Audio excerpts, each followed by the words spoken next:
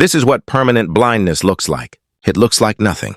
It looks normal. And that's exactly what makes it so terrifying. When Tom Aspinall, the undisputed UFC heavyweight champion, told the referee he couldn't see, everything appeared fine.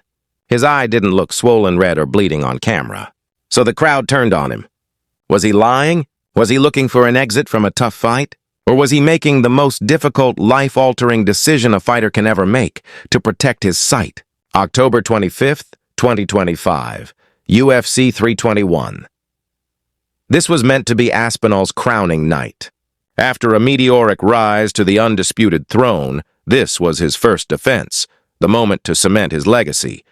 Across from him stood Cyril Gane, the sleek, calculated former interim champion. A heavyweight who moves like a middleweight, striking with surgical precision. The anticipation was electric.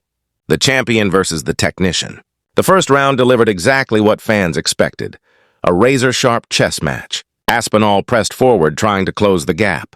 Gane danced on the outside, picking his shots, controlling distance with quick kicks. Both men looked sharp. Both were settling in. Then, with 25 seconds left in the round, everything changed. During an exchange, Gane's outstretched fingers jabbed forward, and both went straight into Aspinall's eyes. He recoiled instantly, clutching his face in agony. The ref jumped in, the doctor rushed over, and the 5-minute recovery clock began. This is the moment the real controversy began, not in the cage, but online, where perception battles truth. The ringside physician gave a quick check and told the referee there was no immediate concern for the globe. To most people watching, that sounded like he's fine. But that phrase means almost nothing. What the doctor meant was simply that Aspinall's eyeball hadn't ruptured. That's all he could determine under bright lights in 60 seconds. What he couldn't see was the most common and devastating hidden injury in combat sports, a corneal abrasion.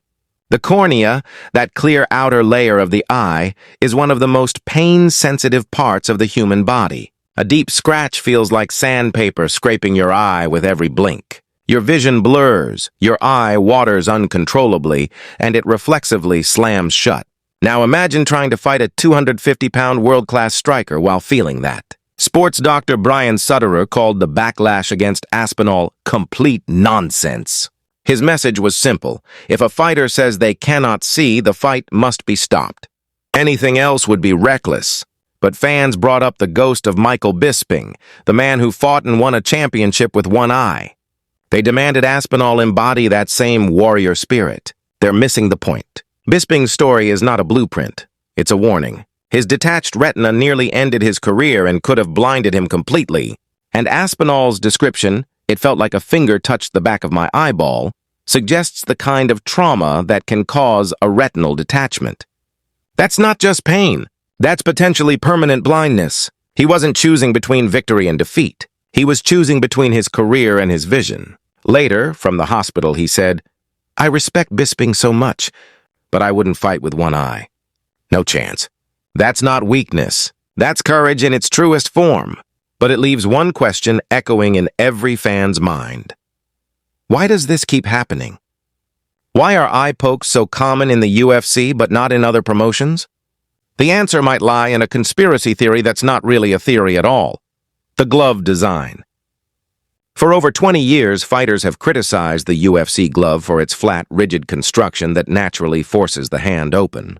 It turns fingers into spears. Other organizations like Pride and Bellator use gloves with a built-in curve that keeps the fingers bent downward, dramatically reducing accidental pokes. The data backs it up. A 2022 study found the UFC averaged one eye poke every 10 fights. Bellator? 1 in 44? So why hasn't the UFC changed it?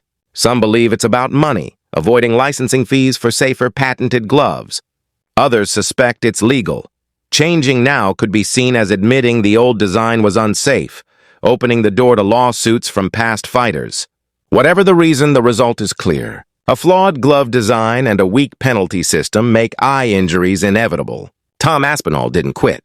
He made the impossible choice that every fighter fears, to lose a fight rather than lose his sight.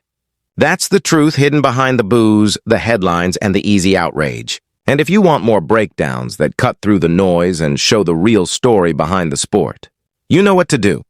Subscribe. Would you like me to tighten this version for a 3-minute narrated video, or expand it into a 10-minute YouTube script with scene direction? Pacing and sound cues? Pacing and sound cues?